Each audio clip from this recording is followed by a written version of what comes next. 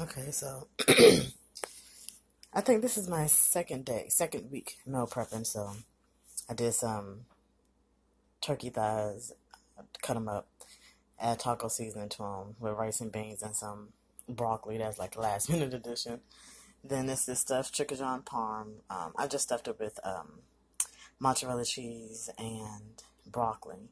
Then mozzarella cheese and spinach, and then I got green beans and broccoli with it.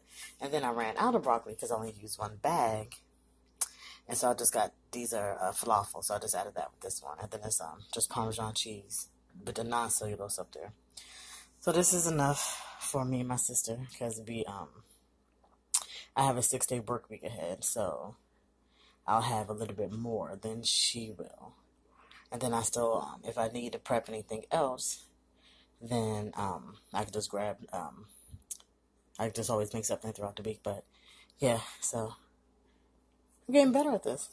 Very happy with myself.